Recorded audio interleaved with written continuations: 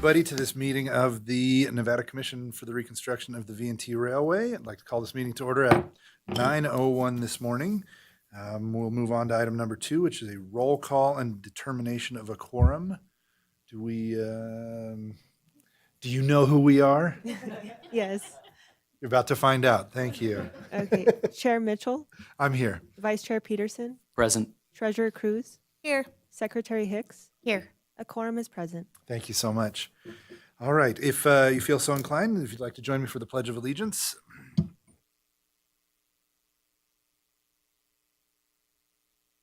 Of the United States of America, and to the republic for which it stands, one nation, under God, indivisible, with liberty and justice for all. Very good. Thank you so much. At this point, we'll move into our first public comment. Public comment is invited at this. The public is invited at this time to comment on and discuss any topic that is relevant to or within the authority of this public body. Do I need to read all the details on that? What do you think, Lucas? Do I need to read the statement as far as public comment goes, or can we just open it up? Oh, Melissa, if you wouldn't mind muting your microphone, that would be awesome. Oh, took care of it on our end. You can just open it up, Mr. Chair. Okay, very good. Thank you so much. We'll open up for public comment at this time. Is there anyone here in the chambers who would like to give public comment? Seeing none, is there anyone online that would like to give public comment? If so, just unmute yourself and go right ahead. All right, hearing none, we will move on to item number 5. This item is for possible action. That's approval of the minutes of our October 22nd, 2025 meeting. I believe the correct set of minutes came out as late material. Does anyone on the board have questions or comments about those minutes? I guess just a question. Since I wasn't here at that meeting, I would need to abstain then from voting on these. Thank you. Very good. Any public comment on this item? Hearing none, I'll take a motion. I move to approve the October 22nd minutes as presented as late material. Very good. Thank you so much. We have a first. Do we have a second? Second. First and a second. Any final comments? Hearing none, all those in favor, please say aye. Aye. Aye. Motion passes with one abstention for Ms. Hicks. All right. Now we'll move on to item number 6, which is also for possible action. That is discussion and possible action regarding the V&T Commission's statement of account payable checks totaling $61,996.23 paid September 1st through 30th of this year. Treasurer Cruz, do you have anything to add to this item? Nope, it's all pretty standard. All right. Questions or comments from the board? Any public comment? Hearing none. Would someone like to make a motion? Sure. Excuse me. I move to approve the payable checks totaling $61,996.23 paid September 1st through 30th as presented.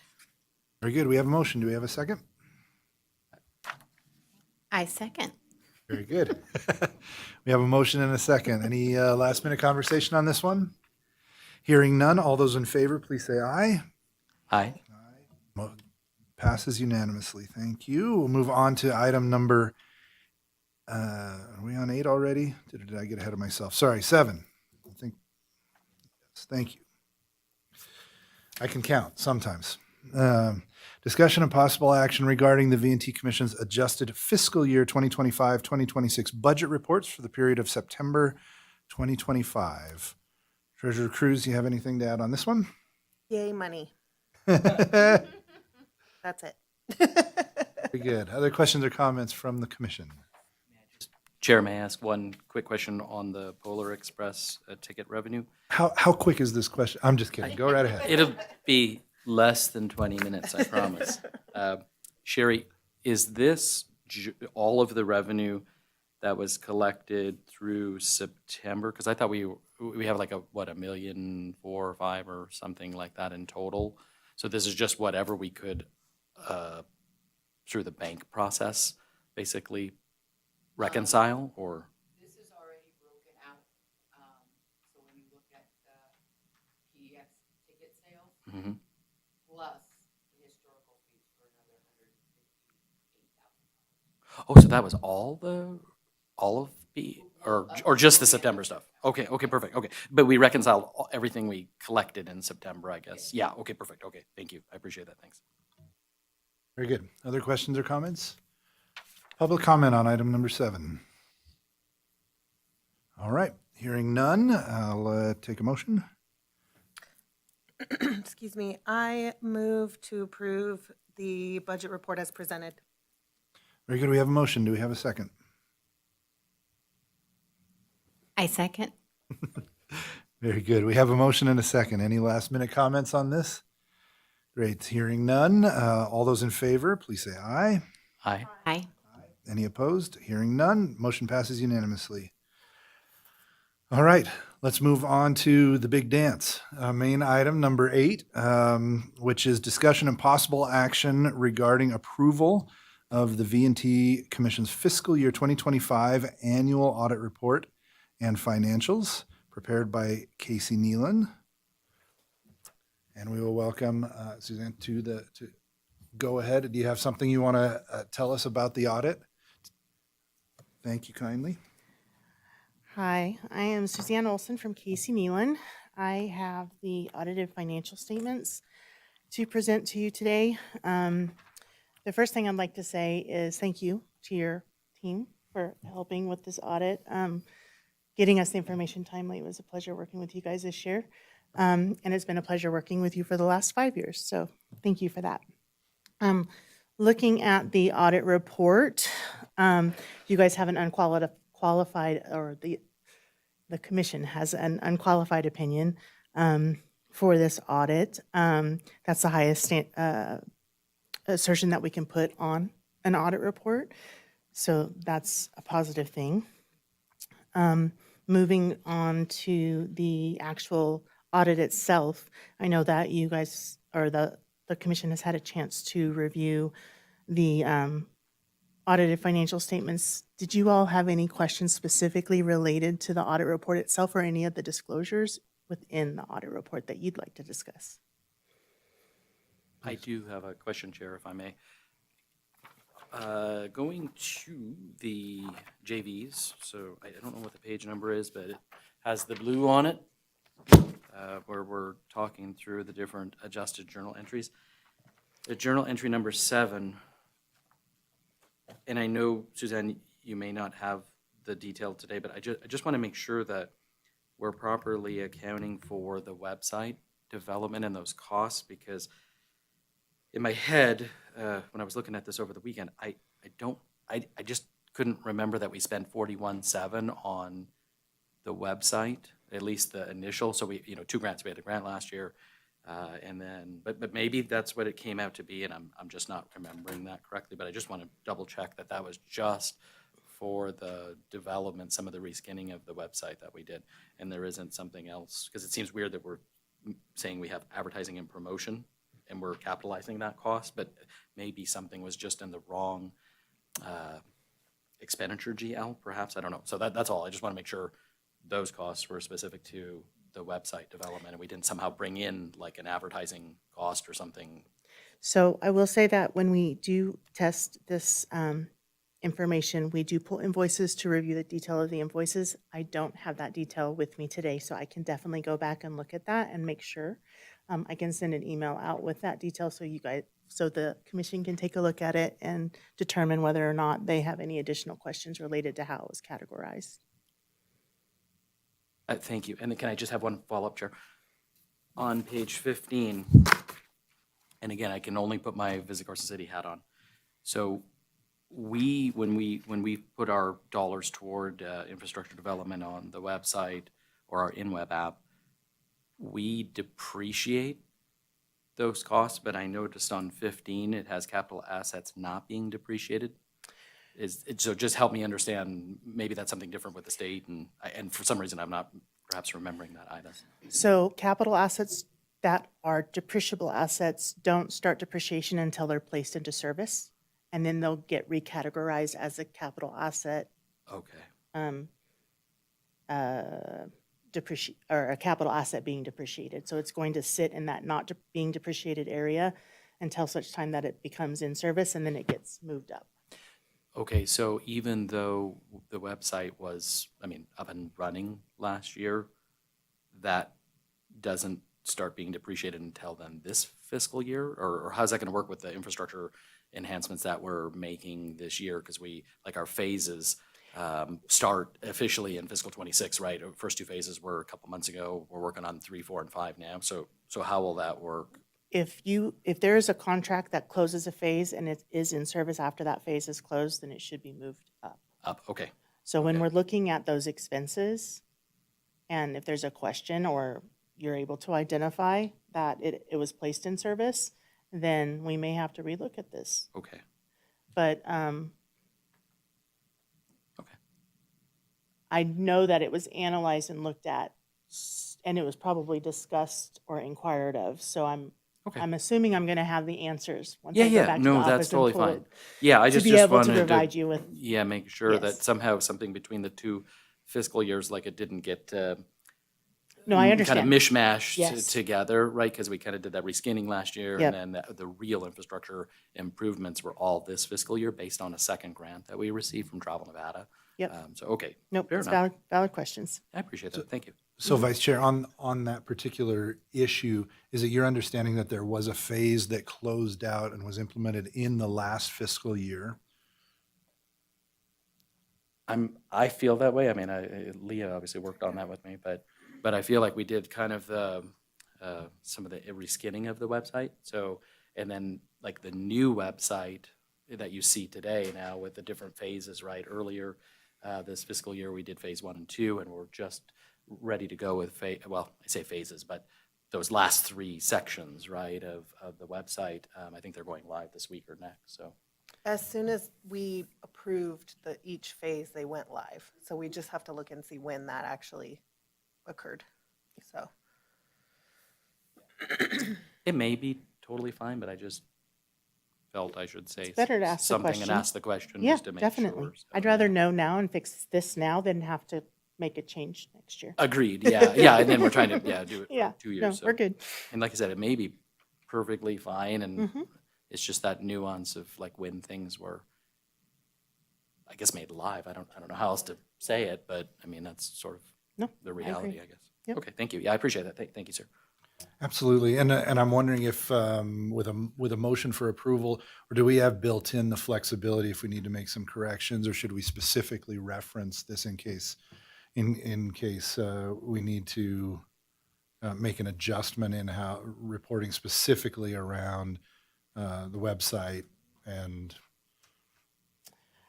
I've seen in this situation where, and you obviously should probably ask counsel as well, but I've seen in this situation where you can approve the financials as you see them, except for our understanding that there could be a change based on the information provided for that one disclosure. yeah. So, Lucas, do you think that's permissible to potentially authorize one or more of us to approve a change like that? If it's just a limited item where we say, hey, we may need to recategorize this or look at it a little differently after the full audit is approved? Looking at the agenda title, I think that there's enough leeway for a more pared down approval of the financial report. Obviously, the proposed motion is for the entire report, so that motion itself is going to have to be changed to specify exactly which parts need to be changed and looked at separately.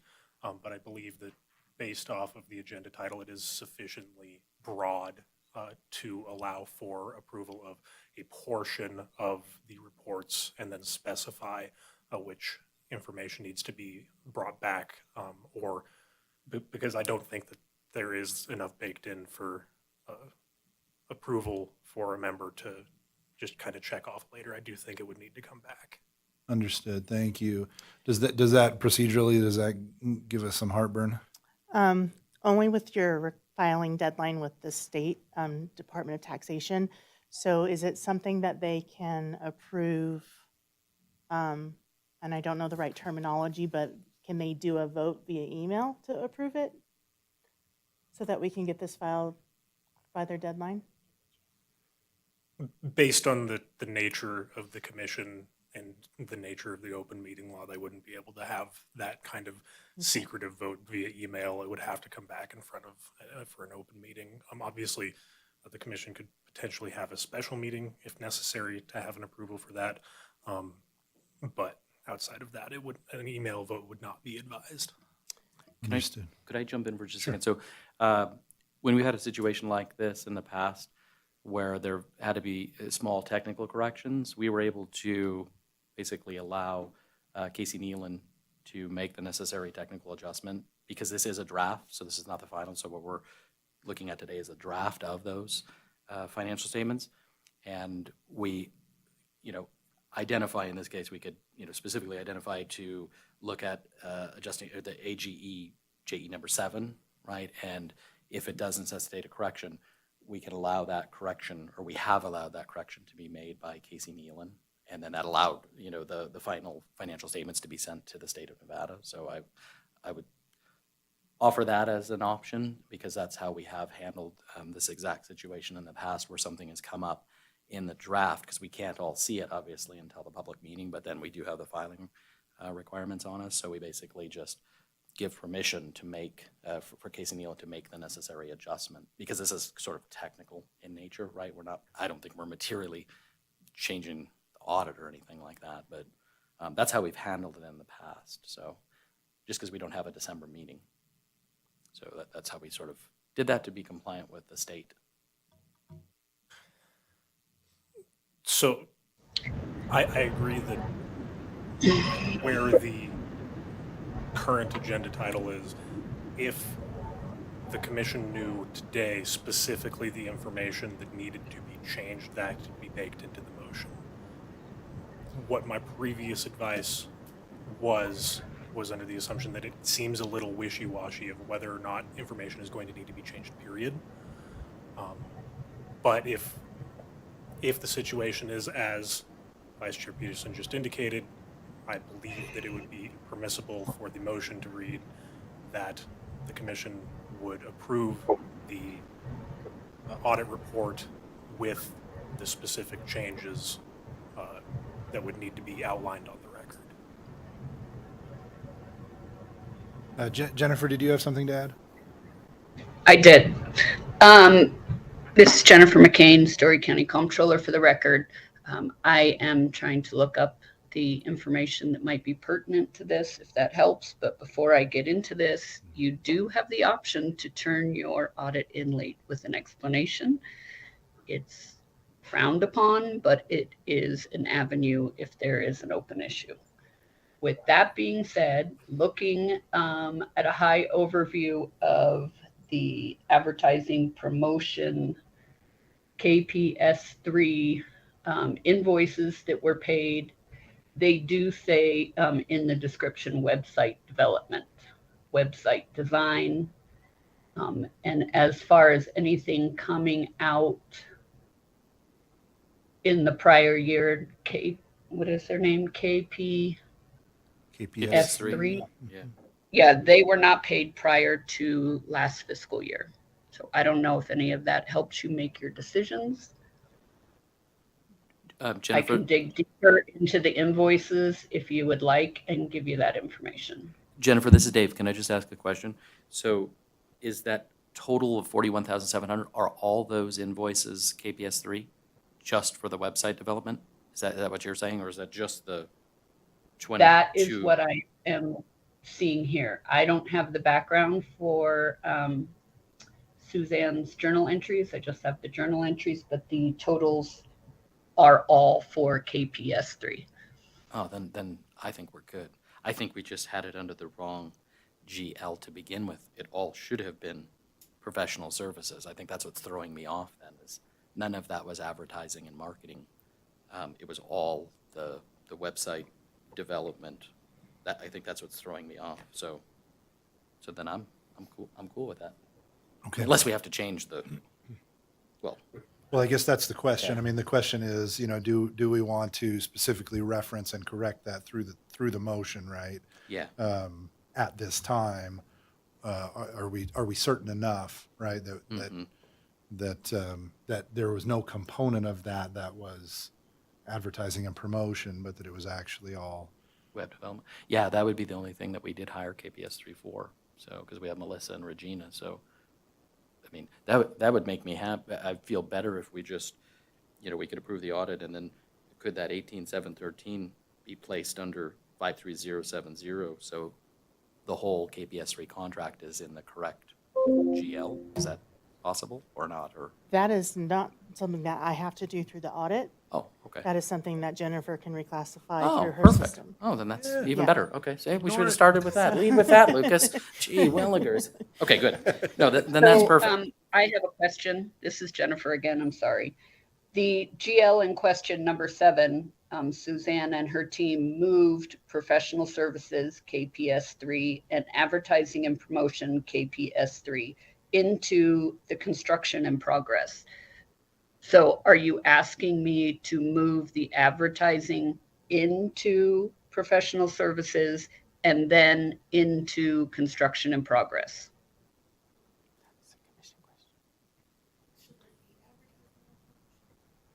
Well, I mean, I so- feel like PS3 she- didn't do any advertising and No, promotion. yeah, I think what happened is during the fiscal year, I think that $18,713 just got incorrectly put into the wrong GL.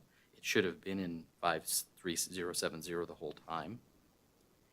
So for Correct. cash, yes, for cash basis, for what Jennifer's recording, when she's recording the activity, Yeah. she's recording her transactions to the appropriate expense account. And then when we've been coming in as the auditor, we move it from the expense account and we capitalize it if it's required.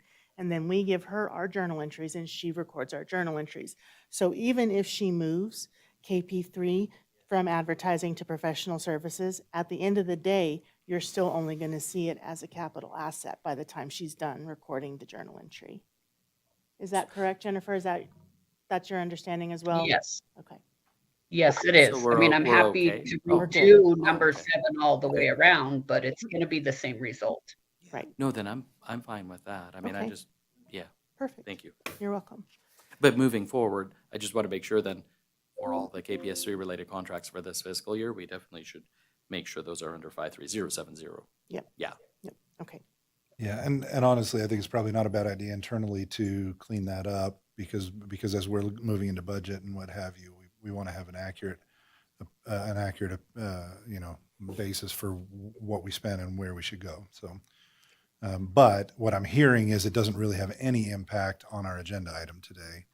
Correct. From a perspective of being able to approve. Great. Further discussion from the commission? Hearing none, we'll go to the public. Any public comment on this particular item? All right. Hearing none, then I will entertain a motion. I make a motion to approve the fiscal year 2025 annual audit report and financial statements as presented. Very good. We have a motion. Do we have a second? Second. Excellent. Motion and a second. Any last minute discussion? Hearing none, all those in favor, please say aye. Aye. Aye. The action is unanimous. Approved. Thank you so much. Thank you, Suzanne. Anything else you need? I think you're just fine. I think you identified yourself on the record, so we should be okay. Thank you so much. All right. Let's move on down to item number 9, which is discussion and possible action regarding proposed meeting dates for 2026, with possible dates to be discussed, including January 28th. I won't list them all. They're all listed in the agenda. A proposed date for the annual Commissioners Retreat, which thankfully Vice Chair Peterson this year is sponsoring us all on a cruise to the Bahamas for that. So just kidding. It's coming out of Carson City. Using some of that general fund money that It's just laying around. Secretary Hicks has promised me for years. Oh, I see. Great. With possible dates to discuss for that Commissioners retreat, including February 6th and February 13th.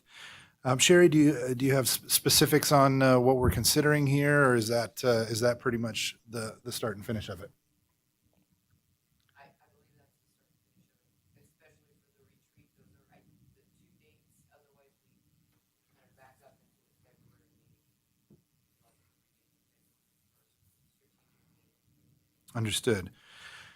Very good. And I believe, just going back to our regular meetings, I believe that we are fairly consistent with our fourth Wednesday, with the exception of September, which usually creates a conflict for us with NACO and some other things, and then possibly November, given Thanksgiving. But again, as I understand it, I don't believe that we are required to necessarily lock these things in. I think the important thing was to nail down a date for the retreat, which is why we agendized this, just to make sure that we're headed in the right direction there and make sure that everyone's on board with that. So, discussion, questions, comments? I would just like to request, if it's viable for the rest of the board, that February 6th be the date of the retreat. February 14th, we have a crawl up in, so I just have stuff to do the 13th. We have events, yeah. You know, after our long break of one whole solid month with no events, then I got to get back into one, so. Very good. Other comments or discussion? 6th works for me. I would just ask a question about September. Is NACO that week of the 21st for you guys? That's a great Oh, or- question. I don't know if they even have it posted at this Oh, okay. point. I'll have to defer to Commissioner Hicks, since I don't have the privilege of being online here in this foreign land of Carson City.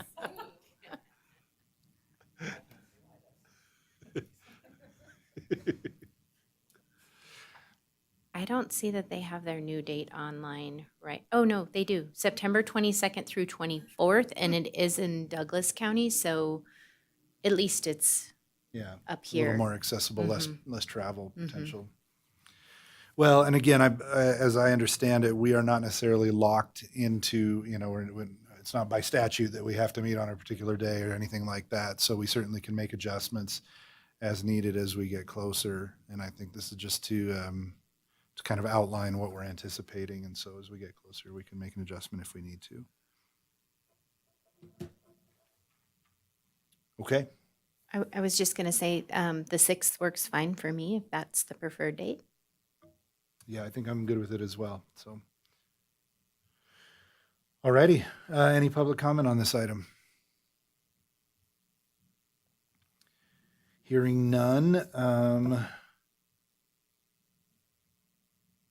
So I'll go ahead and take a motion, and I think the one as written will work because we discussed it on the record. So if someone would like to make a motion. I move to approve the proposed meeting dates and Commissioners' retreat date of February 6th as discussed. Very good. We have a motion. Do we have a second? A second. Motion and a second. Any final discussion? Hearing none. All those in favor, please say aye. Aye. Opposed? Passes unanimously. All right. We're done with the business.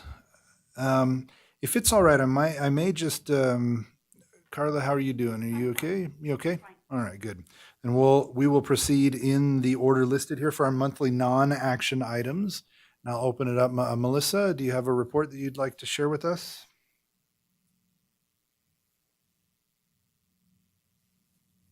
There you go. I need to take myself off unmute or mute. Hey. I do. Let me see if I can do this.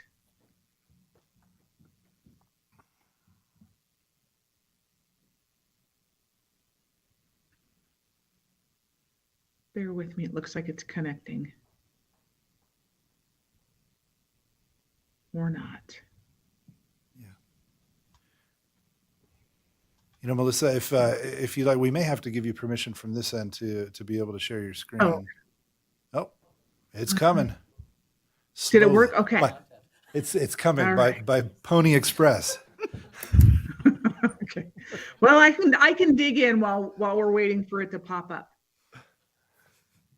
Did it go? I don't think it went.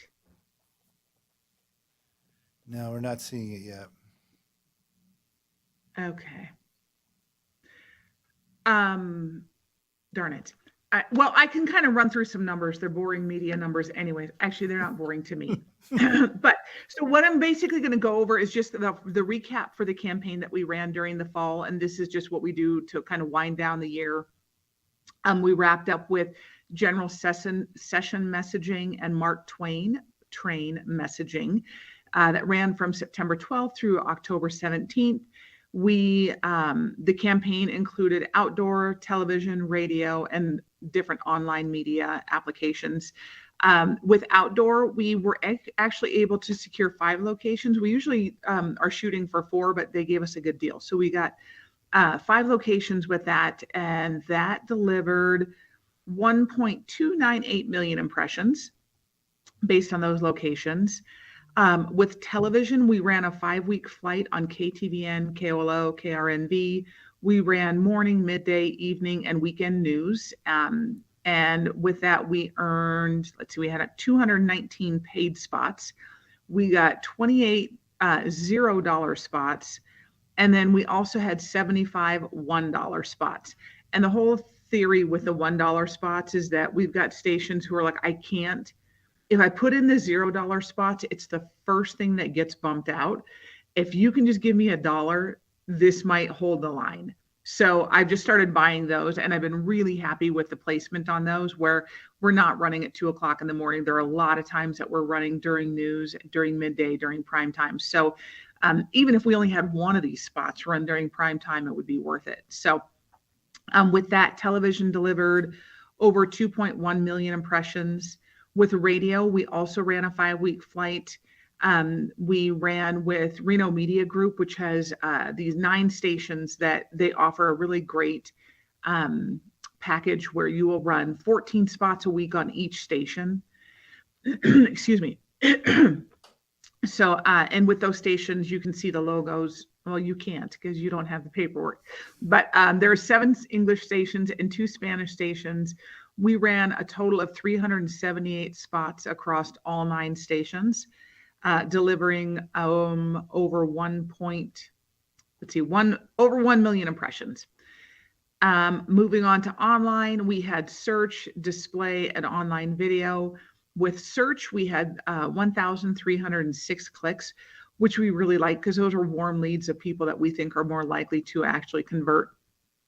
I wanted to point out that we had a 33.16% click-through rate.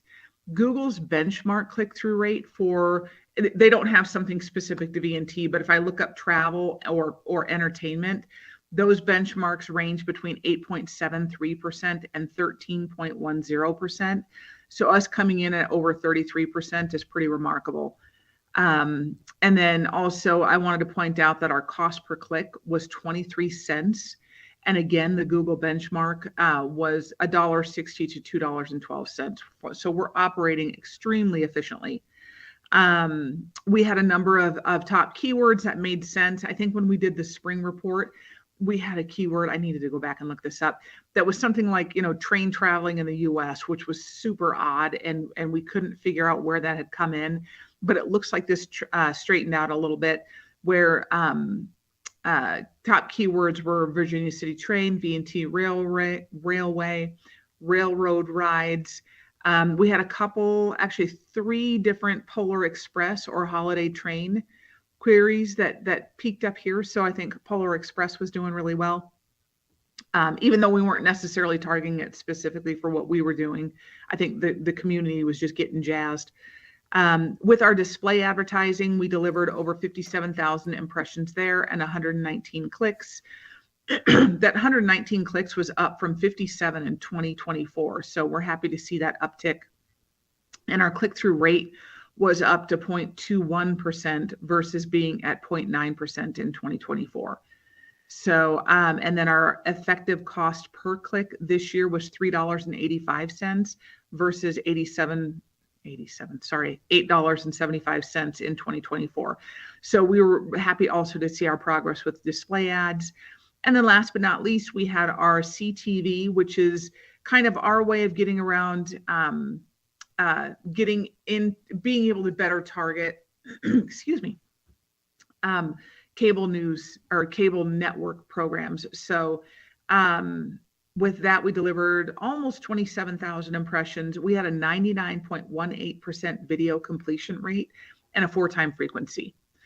So with all of that, we felt like everything delivered really well. If we, could do it again, I think what I would want to do is just start a little bit earlier to make sure that I think that's one thing that I've noticed year over year. And I think it's just, I don't know if it's just that I'm not asking the questions early enough, or if we're just not sure early enough in the season, but we kind of, wrap up in July and then we don't regroup again until September. And I think we might be losing a little momentum there. So going into 2026, maybe that's something that I need to talk about or better plan as far as maybe not losing that August momentum.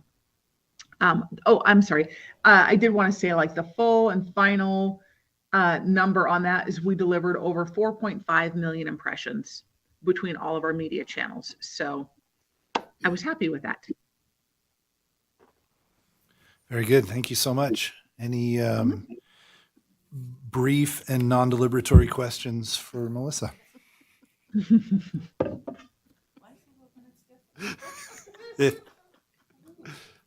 Dave just wants 20 minutes per item.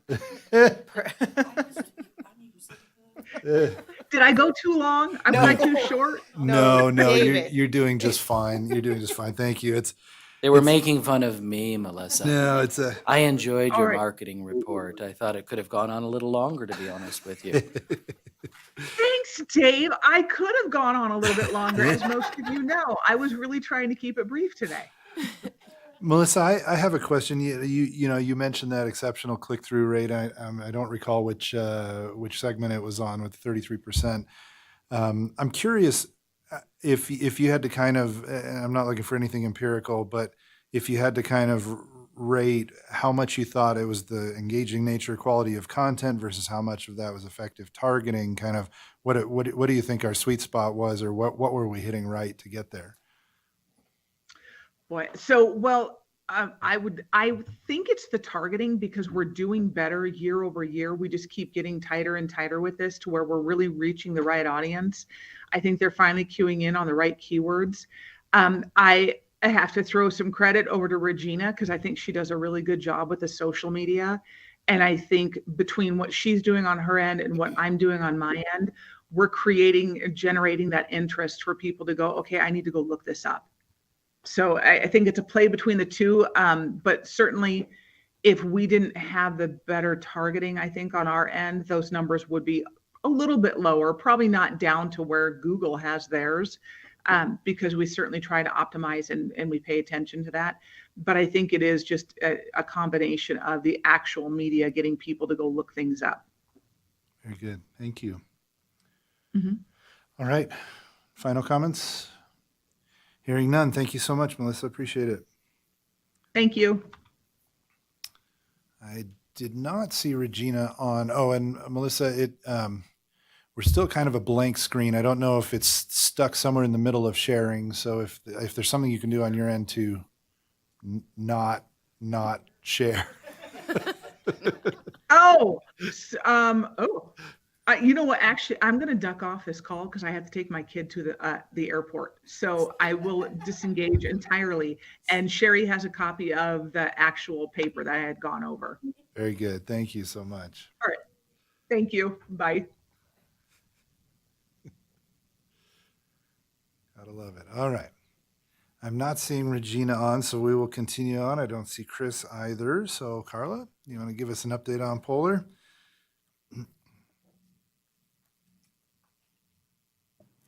Carla Wilson, Polar Express Production Director. And Dave, just for you, I will go 20 minutes. Okay. All right. I was real proud of everybody. Our cast did a marvelous job going into Polar. There's always those glitches and burps and hiccups that you got to deal with. And in reality, we didn't have a whole bunch of those. Our lighting at the North Pole was very dim the opening night, but Coons Construction really brightened it up the next night. So it was very visible. And what an amazing job. Everybody, I heard so many comments about how different the North Pole was and how it just was brighter. It was more fun to watch, more fun to enter, bigger, just a lot of positives from it. We added dancers this year, and people were thrilled to see elves out there dancing. So that was really fun. We had seating glitches. It happens. But I have to say the reserve seating was a godsend because we estimated we were loading the train within 5 to 6 minutes with passengers. So having that, and some people on the deluxe coach car were unhappy because they didn't understand how the seating works on that car.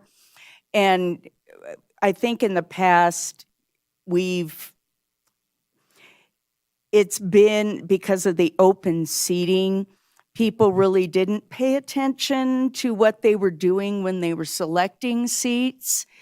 And we had some people unhappy, but what was really nice is when we had groups that were trying to stay together, we had great passengers that would work it out so families could be together in the foursomes and all of that. So that was a wonderful process.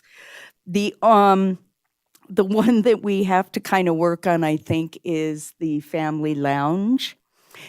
This has always been a complaint on the VIP car since I've been doing this since 2010, I think, that lawn furniture is not the most comfortable thing for what you pay. And we did get one complaint from a passenger who bought out the family lounge when in previous years he had bought out the private room. Well, the private room has seating to where it's around the edges of the room, so you don't have to turn your neck or anything to see your family. It becomes a more intimate experience. And this year he chose the family lounge on the parlor car where some of that lawn furniture is, and it's not the same because it's not going around the perimeter of the room. It's actually back and forth like you would see in regular coach cars. So I really think that's something that if we're going to sell that car that way, we really need to work with Tom and his crew to change the seating in that section so that it's more like our sitting room on the deluxe VIP car. We are having some power issues in the depot and with our lighting outside. I know Tom's been trying to work on it. He's had an electrician out there. Couple of times our hot chocolate room, and I guess our depot, Candy can confirm this because I'm not there, we did lose power. But thankfully, our hot water urns did not. It was just the lighting. So our hot chocolate ladies were functioning in the dark. Thank God they knew what they were doing.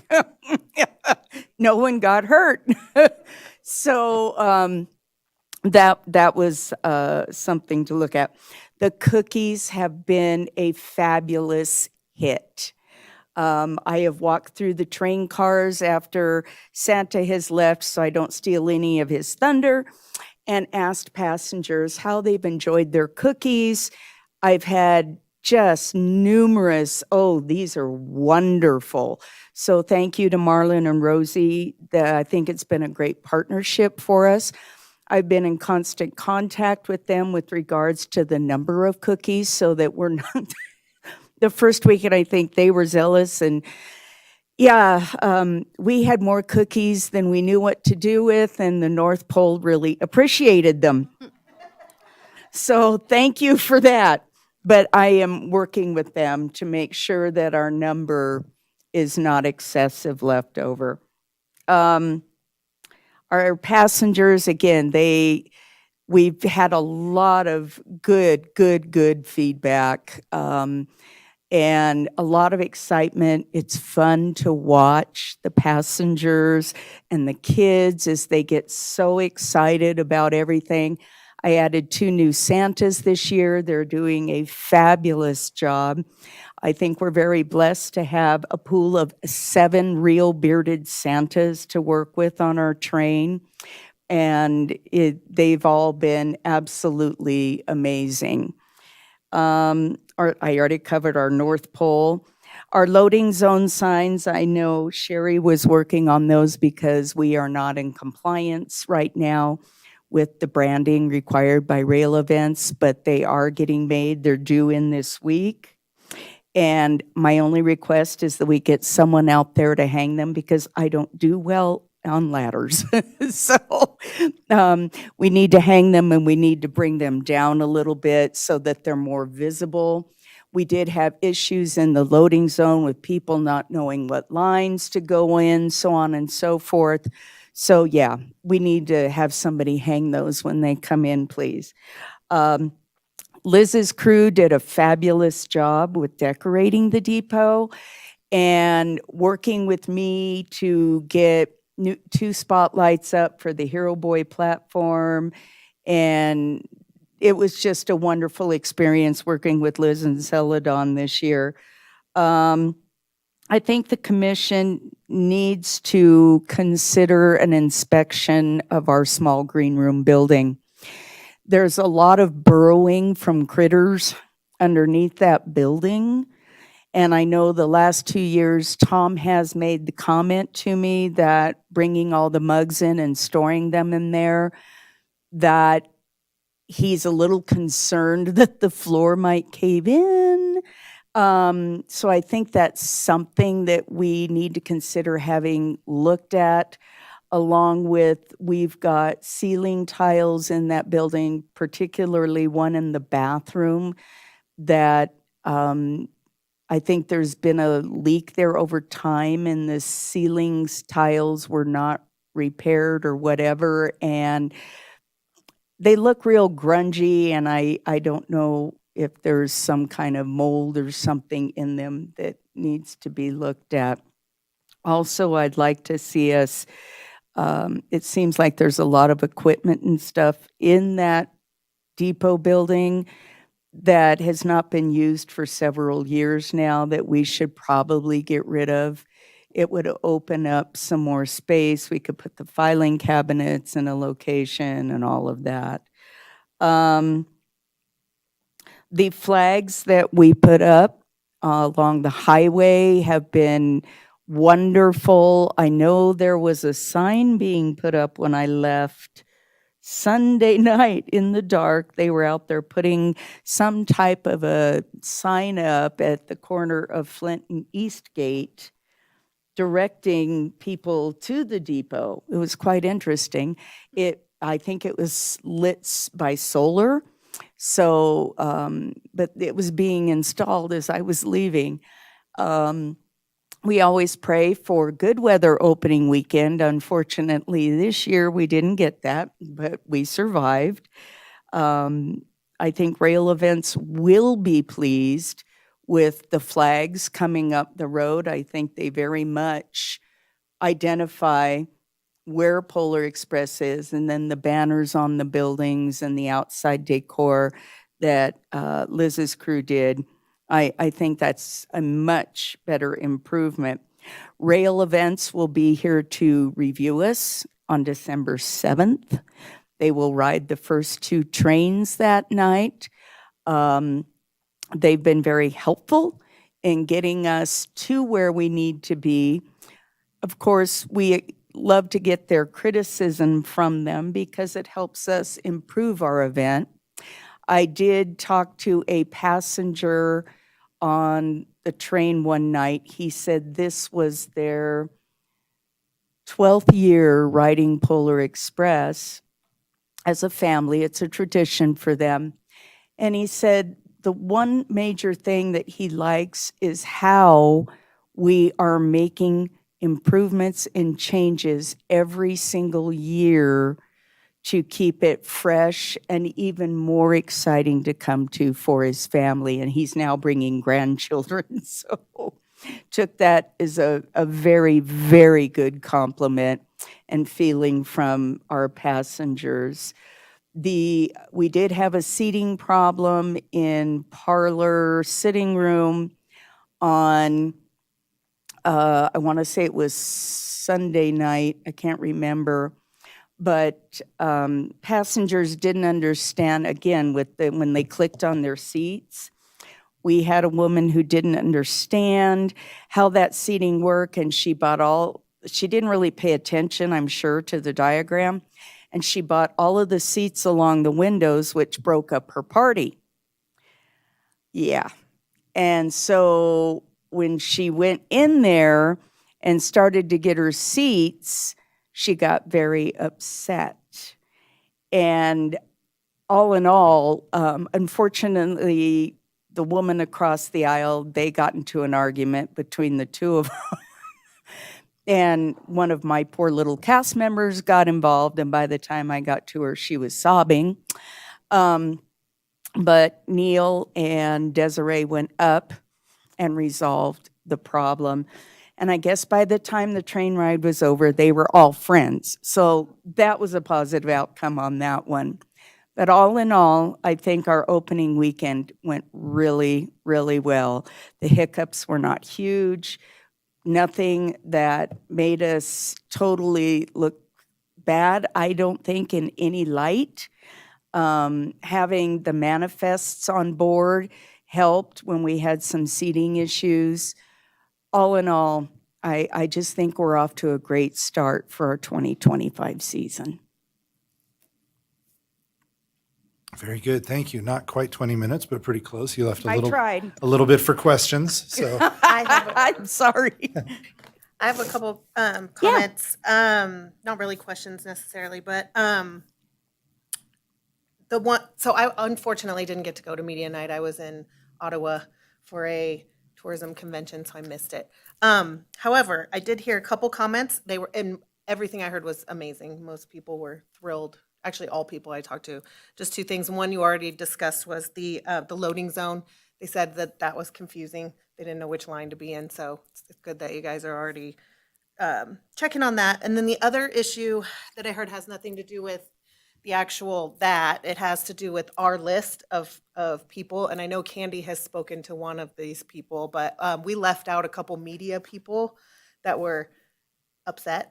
Not mad or whatever, but they were really like, well, why didn't we get the invite? And we're like, well, because we're just a group of people that we're just trying to remember everyone. So maybe we should sit down and kind of purge and redo our media list for that kind of stuff so that there are no hurt feelings moving forward. Yeah. It's hard to get everyone, but but at least make sure that we all double check everything. And I know we're usually pretty good at it. And now we know this one person that will not ever be forgotten ever again. So.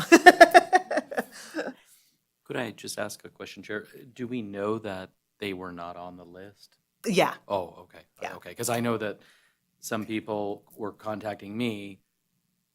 I knew they were on the list because I ensured they were on the list, but because of how we were sending it out, it was going to spam or Yeah. junk folder. No, I this never even one got it. was Okay. not on there, but it was an honest mistake. It wasn't like we maliciously left them off or anything. So we'll just something to think about next year when we put that list together, make sure everybody gets a chance to double check it.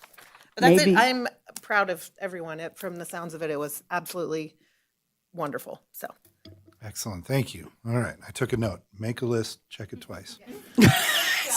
Stay on the nice list. maybe that was the problem. That was it, yes. Could I just add, Sheriff? So I had nothing but positive comments from our peers who were on the media night, and you hit the nail on the head. The fact that some of these folks have been coming for several years, we're changing it, and they love that. They see the improvements that we're making, and I think we're creating a better, more unique experience each year. And to me, that's the critical mass for repeat visitation. The folks from Senator Rosen's team absolutely loved it. It's created some dialogue now about potentially getting the senator and her whole staff on a regular ride at some point next year as well, to understand a little bit more about the V&T and what we're all about and doing. So I thought that was fantastic outcome for us. But yeah, nothing but positive comments. I didn't hear about the the seating, but this is new for us, right? And as you said, a 5 to 6 minute load time. To me, that's what we were going for, was to be more efficient with the load time, not be 30, 40 minutes behind leaving the station, which cascades, right? So now all 3 rides end up being back. So I wouldn't internalize that or feel like, a couple of people were upset. I think in the grand scheme of things, hundreds of people who have already ridden, or thousands, I think that that's okay and to be expected. So Yeah. I think our objective was met, right, which was about efficiency and not having trains leaving a half an hour or 45 minutes late, The only one that kind of left late, well, it did not kind of, it did, was the 2 women who did not like their seat on the parlor car. Yeah. Well, and even with some external, I was on the very first train that night, and even with some external delay due to some action up the track, we still were back with time for the flip, and I think the next train was out in time. So there were caribou on the track. No, Yes, I'm just caribou. kidding. And, along with that, Clay, the other thing was the hawker boxes. I could have sworn that when we got the new hawker boxes last year, that we ordered enough for 2 runs. That way the hot chocolate room could have those ready. And somehow or other, 2 have gone missing.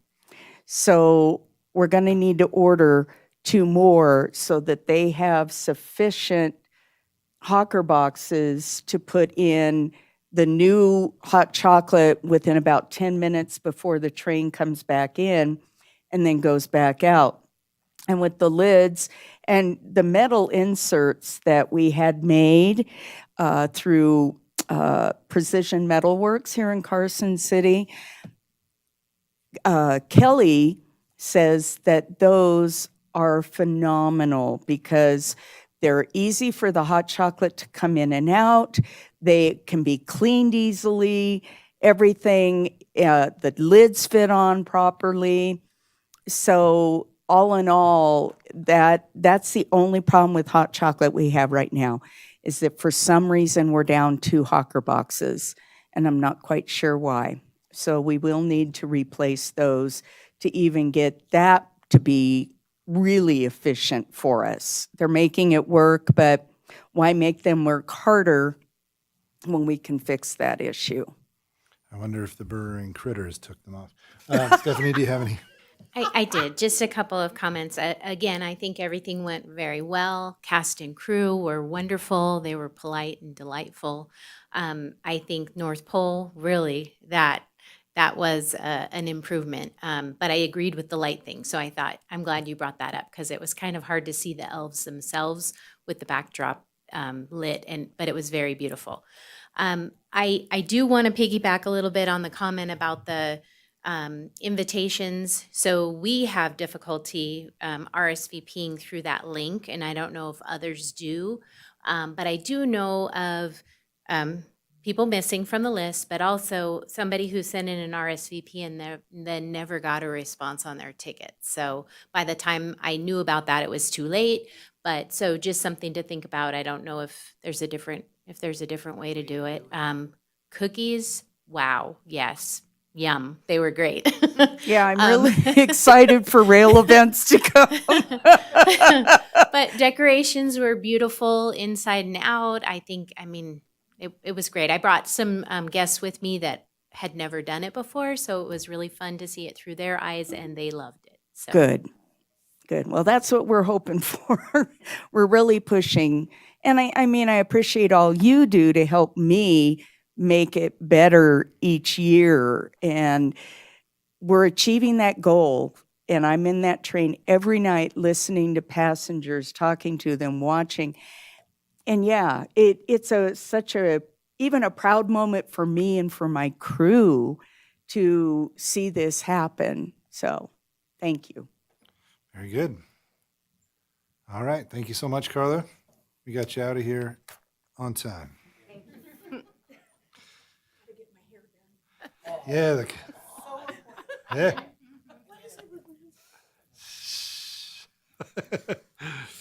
Yeah, I could only make it through half of one of the cookies in the VIP car. It was a meal. Jeez. All right. Very good. We will move on to Candy. Miss Candy Duncan.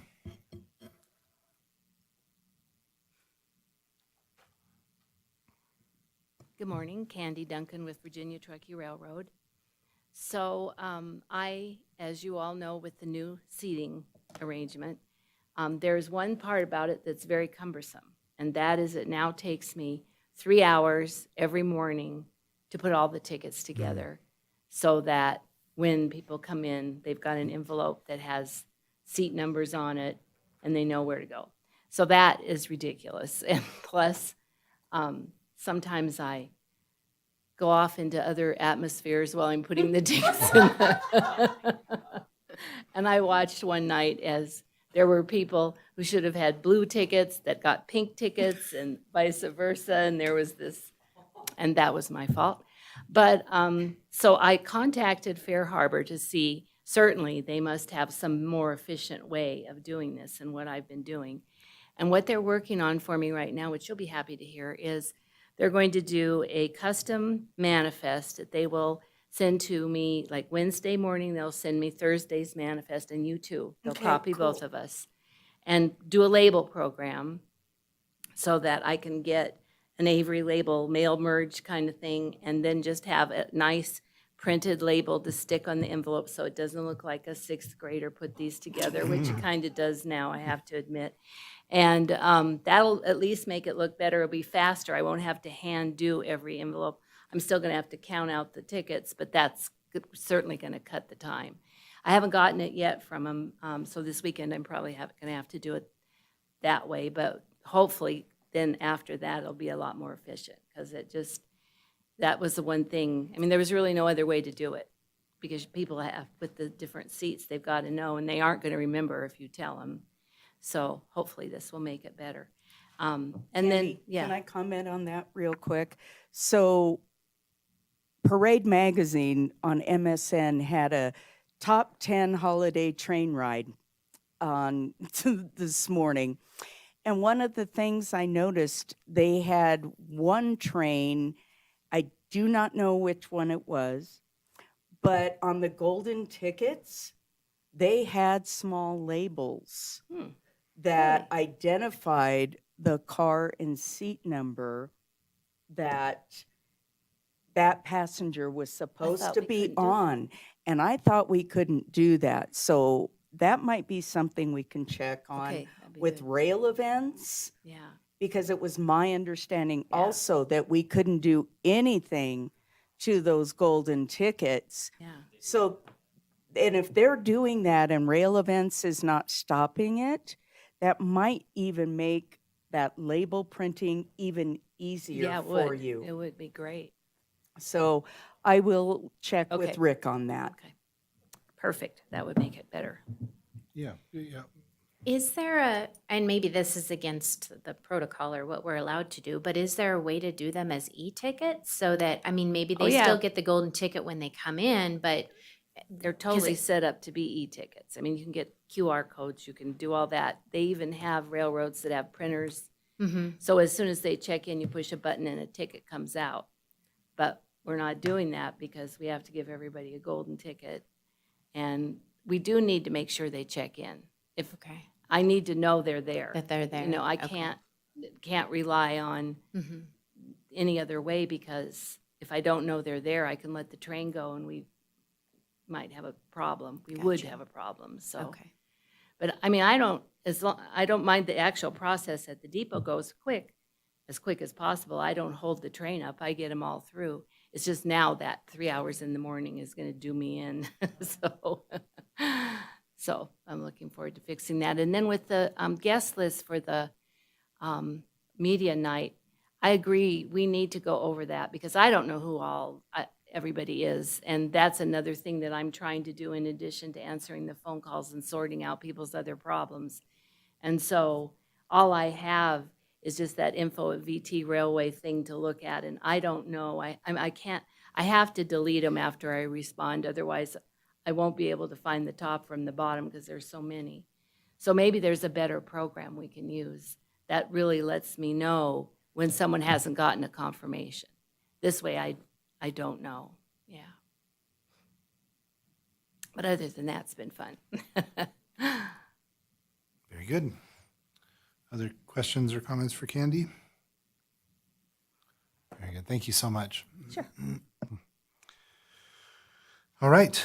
We will now turn to our executive assistant update from Ms. Sherry Bailey. Good morning. I'm stepping away from Polar Express for a little bit.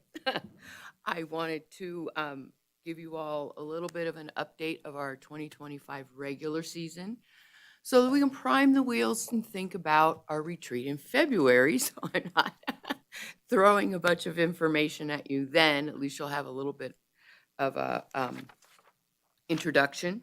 So I have a little handout I'll give you just so you can remind yourself later. It's boring numbers, but the gist of it is the steam train, we had a little bit of an uptick, about 8% revenue and 2% of our passengers. That was the good side. Our Toast of the Canyon event, our revenue went up by almost 95%. That was because we did raise the price. But we were sold out all 3 trains, and our passenger ridership was up by 42%. So even though we raised the price, that was really good. The Mark Twain train, Mark Twain days, our revenue was up by 10%, and our passenger ridership was up by 80%. And I think when we changed the price on that ticket, we kind of hit the sweet spot. We were sold out, almost overwhelmed that for that event. Mother's Day, we were on track to be about the same. Unfortunately, we had the issue with the track, and we had to refund the tickets for Saturday. So interestingly enough, that little glitch, rather than our overall revenue being up by 3%, it was down by 3%. So that was kind of, that was a lot. I'll give you the bad news last. We all know that diesel's struggling. I didn't realize it was struggling as bad this year. Revenue for the diesel train is down by 37%, and ridership is down by 40%. So I think especially the diesel train, we need to possibly come up with some ideas, because that's costing us, after we pay Tom and everything, it's a $23,000 loss for the season. That's kind of a lot. I know we're not in the money-making business, but we don't want to burn it either. So I'm open for some questions, and I do have a little bit of a handout with the comparison between 24 and 25 just to peruse. But like I say, I just wanted to get the wheels turning for February, especially getting our thinking caps on for the diesel. It's out to you guys. Thank you so much. Questions for Sherry? Could Sherry just give those last 2 numbers again? The diesel revenue, was the diesel revenue down 37%, and then the passenger count was down 40%? Okay, okay, so I had it right. Okay, thank you. Okay, thank you.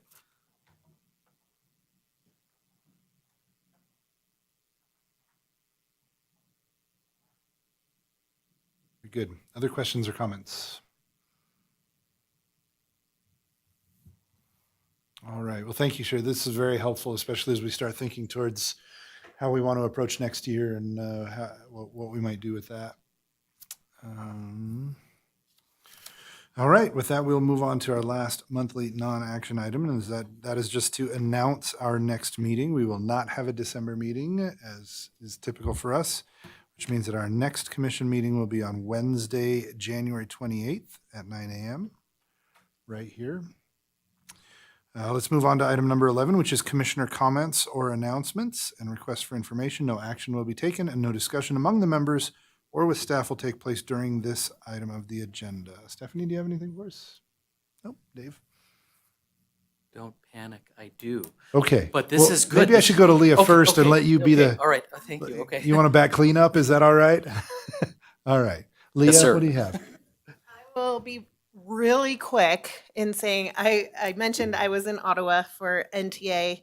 I had very light appointments. Normally I have almost 30 at NTA and I only had 14 this year. But I was able to do a lot more networking in between because there was a lot of extra time. NTA is smaller than ABA, and if you're not familiar with either one of those, they're both group tour operators attend these conferences. I was able to talk. Obviously, I was focused on Virginia City because I was there as that person. But I was able to talk about the train a lot. And I did get more interest than usual on potentially getting some group stuff on the train. And I think that may help solve some diesel problems because they don't care what the train is. They just want to get a group of people on a train to go somewhere. And that was the number one key takeaway. So that's just something I wanted to bring up from that. But otherwise, Ottawa was Canadian. So it was a good time. Everybody was very polite, but there was a lot more honking than I expected. And it wasn't from the geese, it was from the cars. So, but yeah, that's my number one thing is just we really should focus on the group stuff like we've talked about in the past. So Very good. Thank you. Vice Chair Peterson. Thank you, Chair. So I think this will be exciting, I hope, for all of you. I have a little show and tell here. Oh. This is a maquette. So I've brought up in the past, we have a Dust and Water Trail. Visit Carson City is the lead organization on a 3D. It was a cultural corridor grant. It covers Virginia City, Silver City, Carson City, and then Douglas County, non-lake. And one of the things that we've bandied about, well, I would say for at least a year, is what can be used to tie in the history of our respective areas, right? And we've had conversations about different things, and then people are like, well, that may apply to you in Carson City. It doesn't apply to us down in Douglas County. And some time ago, railroad came up. And we've looked at this, and I feel like it is something that does truly connect the communities that are specifically set up under this grant, to get out the gate, and in particular, the V&T Railroad. So Tom was kind enough to give me some actual V&T railroad spikes. That's what this is modeled off of. And I'm happy to say that we are going to move forward using the V&T Railroad from a historical perspective as what's uniting or what connects us is that history of the railroad. And then with the public art infrastructure component of this, the idea is to commission through a call for artists. I don't know where we'll be at, 40, 50, whatever spikes. They will be 4 feet to 12 feet. And then these spikes working with, and I know, Clay, you may know some of this from America, but they'll be placed where we can throughout Story County. We'll obviously have Silver City as well, Gold Hill, I think Donovan Mill, as we've talked about, going up to Virginia City. And then they will be placed strategically throughout Carson City as well. And then the same thing down in Douglas County, again, non-lake. And I'm very excited because it's not just simply, putting a 4-footer in. On the top of the railroad spike, we're going to have a QR code. And when you scan that, we, through the grant that we received, we're building an AI-driven digital platform for Dust and Water Trail. And it'll take you right to that particular location where you're at. You'll have information, right? The idea is you might be one place, but now we're going to expose you to the concept of the whole trail, right? The idea of let's move people around, right? We have 4 sides on the spikes. Where it makes sense, we may have Chinese language based on the history of the Chinese building the railroad. We will have certain locations, all 3 of our native languages on here as well. So we have a cultural piece to this. So we're trying to tie the history. art through the creation of the spikes, and then the cultural side of things through language, right? And then again, all of this resident on this digital platform, right? That then in long term will connect out to the DMOs, right? We're not replacing the DMO websites by any stretch of the imagination. What we're creating is truly going to be unique and one-off from this digital platform perspective. So the reason I'm sharing this with you all today is we certainly would love to place, and I'd like to do a 12-footer if possible, because we talked about, okay, potentially having one at the Minden Mill, end of the VNT, having one at the start, and then maybe Candy, if Tom was open to this, at the top end, and those could be the 12-footers. So anyway, it would be of no cost to the VNT Railway Commission, because obviously we have, the built-in cost of this, and I'll figure out the installation piece of it. But I just wanted to share this with you all. This is again what we're going to do, as far as placing these spikes throughout the respective, area that's covered under this initial 3D Cultural Corridor grant, aka Dustin Wander Trail. So I don't know what we would need to do as far as placement or anything like that, but I felt I should just bring this up because we are going to be going out to bid for the 4 to 12-footers potentially before the end of the month or the first week of December, right? So I just wanted to bring this to the Commission's attention. So that's the first thing I want to say, and if I can just add a second thing, in light of the comments that were made about diesel trains, if you all probably know, I've been working behind the scenes, and granted this has taken forever, to figure out packaging and how we as the VNT can partner, is it with the museums in Carson City? Is it Tom up at the top? Is it museums in Washoe County as well, to look at a multifaceted sort of pass or ticketing option? And I had the pleasure, which is why I wasn't at the media night, of meeting with, his name's TJ, Innovative Transit. They are the company who handles all of the Las Vegas monorail ticketing and all the different reseller pieces and components. And I learned a lot. Some of it was honestly new for me, like in terms of ticketing. But as we were chatting through this, I thought, okay, this may be something. I didn't know how far down we were, but when I was chatting with him, I said, well, we do have issues with our diesel trains, right? We do have particular weekends, right, where we have issues. And we only have one avenue to sell tickets today. It's through our website, right? We don't have any other options. There's not a reseller option. There's not a third party or affiliate marketing options that we have. And it got me thinking as this gentleman, and Andy Walden from KPS3 as well, who's a part of our build on the website, as we were chatting this out, I thought, you know what? Maybe it's time that we as a commission, I don't know what the rules of engagement are, but maybe we need to really think about other avenues to drive ticket sales, especially seeing these numbers that you just laid out. And so if it's something that, the chair might consider for the retreat, TJ is willing to come out here from Pittsburgh, and, perhaps we could have an item on that a retreat just to talk about these different opportunities that may be in front of us. This is with or without trying to package anything up, but I think we all should have an understanding of different options that are out there. I'm not trying to say we're trying to move away from Fair Harbor, because they can integrate with, but I'm just saying maybe we need to look at reseller options, third party or affiliate marketing opportunities to drive additional ticket sales, right? Where yes, people get a percentage of those ticket sales, but right now, we only have what we have because you have to come through our website. So thank you. Very good. Thank you so much. I can neither confirm nor deny that we will consider anything at the retreat, because this is not an action item, but we will see.